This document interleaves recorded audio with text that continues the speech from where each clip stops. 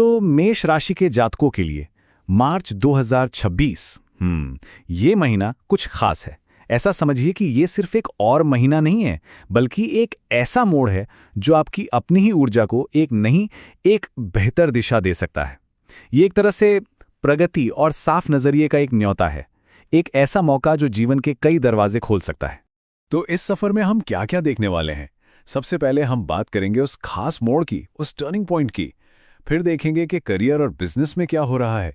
इसके बाद पैसों और नए मौकों पर एक नजर डालेंगे, रिश्तों की दुनिया में भी झांकेंगे, और हाँ, सेहत और पॉजिटिविटी की बात भी जरूर करेंगे ताकि इस महीने का पूरा पूरा फायदा उठाया जा सके। तो चलिए शुरू करते हैं। ये महीना एक बहुत बड़ा, एक निर्णायक मोड़ है। अब इसका मतलब ये बिल्कुल नहीं है कि सब कुछ रातों रात बदल जाएगा, नहीं, बल्कि ये वो समय है जब सोच समझकर लिए गए फैसले आने वाले कल की दिशा तय करेंगे। इसे प्रगति और स्पष्टता का एक खास न्योता समझिए। इस महीने जो ग्रहों की स्थिति बन रही है ना, वो विकास के लिए, नए मौकों के लिए और एक तरह की अंदरूनी साफ सफाई के लिए एक बेहतरीन मंच तैयार कर रही है। देखिए, ये सिर्फ किस्मत का खेल नहीं है। असल में ये समय है अपनी अंदर की ताकत को पहचानने का, ये समझने का कि आप में कितनी क्षमता है पॉजिटिव बदलाव लाने की, और फिर उस पर काम करने का। अच्छा, तो अब इसी ऊर्जा को अपने कामकाज, अपने प्रोफेशनल जीवन में लेके चलते हैं। चलिए देखते हैं कि करियर और बिजनेस में कौन सी नई राहें खुल रही हैं और इस ग्रोथ को और तेजी कैसे दी जा सकती है। तो साफ तौर पे कहा जा सकता है कि करियर में आगे बढ़ने के बहुत अच्छे मौके बन रहे हैं।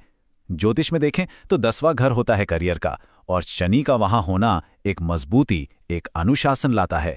मतलब ये असर तरक्की के लिए एक बहुत ठोस और अच्छा माहौल बना रहा है। तो हाँ, प्रमोशन या कोई नया बड़ा प्रोजेक्ट मिलने की उम्मीद की जा सकती है। अब इस अच्छी ऊर्जा का फायदा उठाने के लिए कुछ कदम उठाए जा सकते हैं। पहला तो ये कि नए मौकों को पहचानिए। हो सकता है वो बिल्कुल आपके सामने ही हो। दूसरा, खासकर बिजनेस में स्ट्रेटेजिक पार्टनरशिप्स के बारे में सोचिए, क्योंकि मिलकर काम करने से ताकत बढ़ेगी। तीसरा, महीने के बीच में अपनी स्ट्रेटजी को हालात के हिसाब से बदलने के लिए तैयार रहिए। फ्लेक्सिबिलिटी बहुत ज़रूरी होगी। और हाँ, स्टूडेंट्स के लिए ये समय बहुत बढ़िया है। किसी ज़रूरी इम्तिहान में या कोई नई खोज में सफलता मिल सकती है। करियर तो ठीक है, पर पैसों का संतुलन भी उतना ही ज़रूरी है ना? तो चलिए अब ज़रा पैसों के आने जाने की इस पूरी कहानी को समझते हैं। इस महीने आपके फाइनेंस में एक खास लय है, और अगर इस लय को समझ लिया तो स्थिरता पाना आसान हो जाएगा। तो इस महीने की वित्तीय लय काफी दिलचस्प है। इसे अपने हक में इस्तेमाल किया जा सकता है। देखिए, महीने के पहले हिस्से में खर्चे कुछ बढ़ सकते हैं, तो अपना बजट जरा ध्यान से प्लान करना होगा। लेकिन महीने के दूसरे हिस्से में बोनस या किसी पुराने इन्वेस्टमेंट से अचानक कोई फायदा हो सकता है। एक बात साफ है, ये बड़े बड़े रिस्क लेने का समय नहीं है, बल्कि अपने फाइनेंशियल चॉइसेस को फिर से देखने और एक मजबूत नींव बनाने का समय है। और सबसे जरूरी बात यह है कि इस उतार चढ़ाव के बाद भी महीने के आखिर तक स्थिरता हासिल की जा सकती है। कैसे? अपने सोच समझकर लिए गए फैसलों से। असली ताकत बजट बनाने में और सही मौकों को पहचानने की काबिलियत में ही है। चलिए अब जीवन के उस पहलू की बात करते हैं जो शायद सबसे ज्यादा मायने रखता है, हमारे रिश्ते, हमारा इमोशनल कनेक्शन।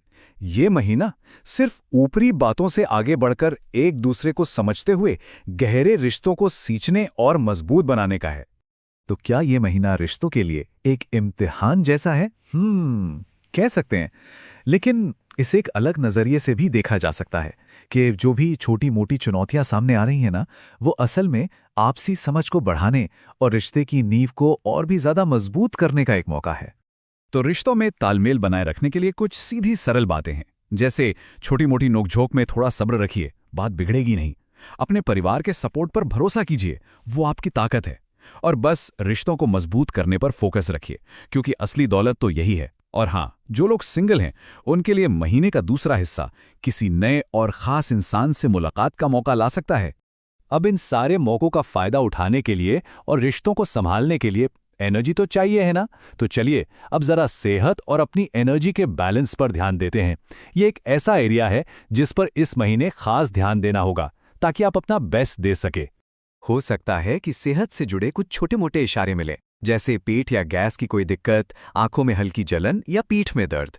इनसे घबराना नहीं है, इन्हें बस शरीर का सिग्नल समझिए कि उसे थोड़ी और देखभाल, थोड़े और आराम की जरूरत है।